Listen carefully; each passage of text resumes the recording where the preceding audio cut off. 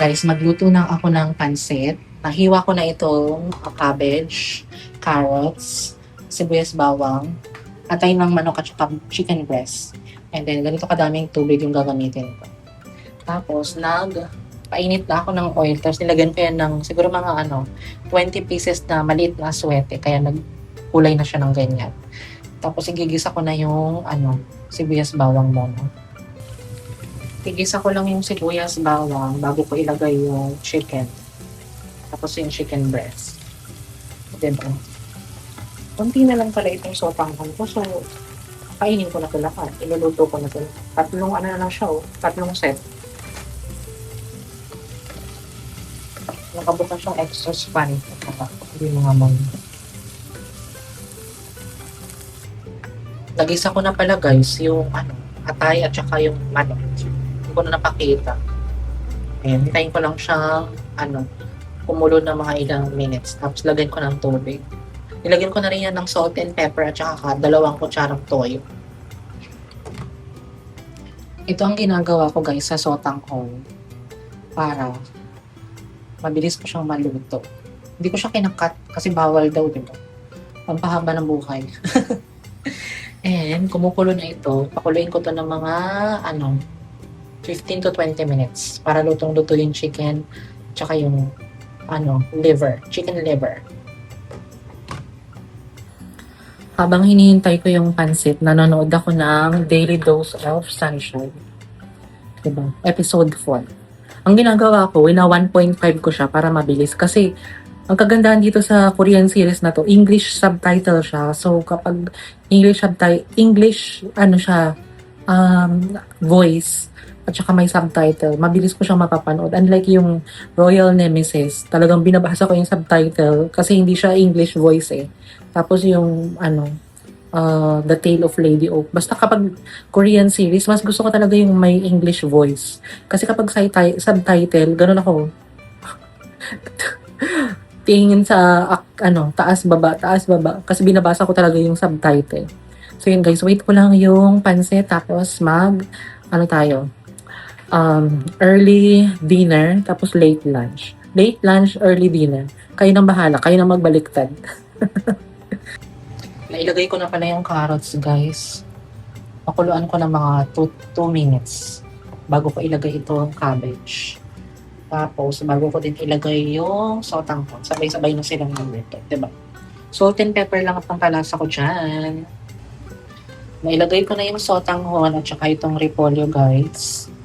Ang gagawin ko na lang is todo halo para maluto ng bonggang-bongga yung vegetable and yung pansit. Sotanghon. And kakain na tayo. Guys, luto na ang ating pansit sotanghon. 30 minutes ko din siyang niluto para lutong-luto yung atay at saka yung puso at saka chicken. Diba? Kain na tayo guys. Guys, tingnan nyo naman ang pansit overload ko. Kain tayo guys. Separate vlog ko na lang kaya ito para may vlog ako. No? What do you think? Kain tayo. Mag-light pa ba ako? Mas makikita ba ako kapag mag-light? Kain tayo guys. Separate vlog na lang. May tinapay ako dito. Tikman natin. Kung masarap ba itong Pinoy loaf? Ano ba buksan ko yun? Hindi mo akong pahirapan. Ay, bakit may ganito siya? Bakit may ganito? Normal ba yan? Ang galing natin. Alam lang ba?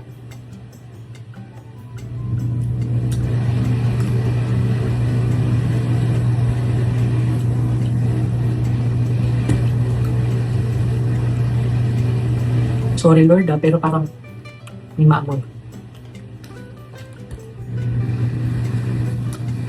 Parang may gas. O baka bunganga ko lang. Kain tayo. Sarap ng atay, oh.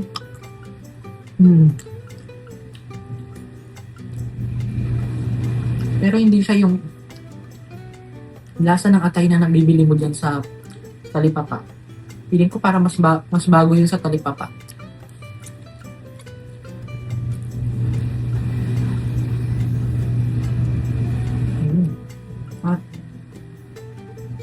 Wala pa akong thumbnail.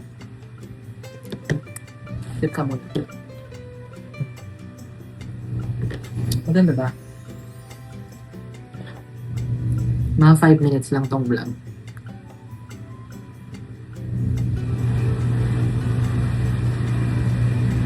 Mas madami pa yung thumbnail kaysa sa ano. Sa vlog. Kain tayo guys!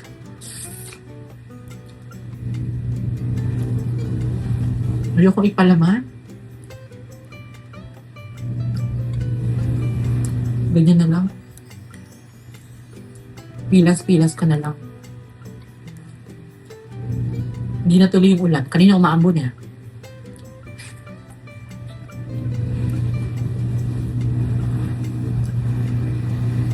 Meron yung iba, yung pancit nila color white. Yung puti, parang walang toyo or aswete. Ako ganito yung gusto kong pancit, makulay.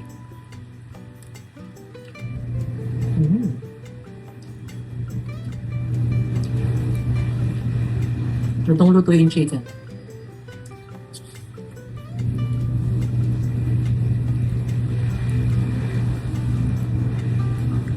Malambot na yung pancit, kaya konting nguya lang. Lunok na kaagad.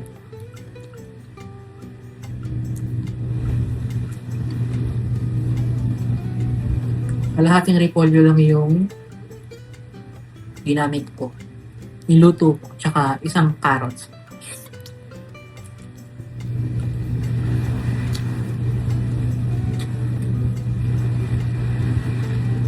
Ha? Kain tayo guys.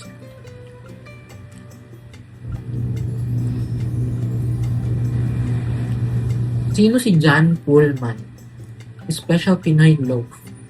Baka siya yung baker. Marby. Pambansang tinapay. Ito yung pinakamurang loaf. At saka pinakamatagal ma-expire.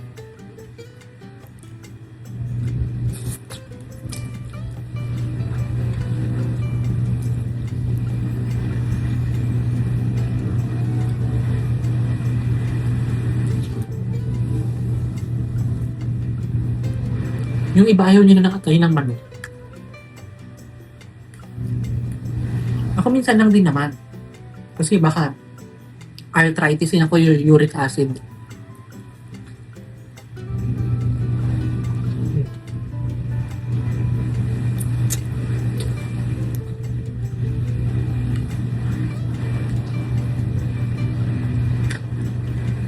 Ang sarap. Gusto ko talaga sa pansit sotanghon or kahit sa anong pansit, maraming paminta. Yung medyo maanghang.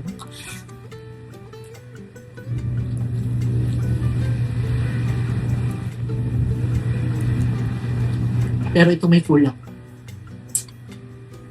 Wala akong nabiling kalamansi. Or lemon. Yun ang nakalimutan ko. Kain tayo guys. Separate vlog ko na lang to para may vlog ako sa susunod na mga araw, di ba? Para yung isa grocery haul. Grocery day at saka grocery haul.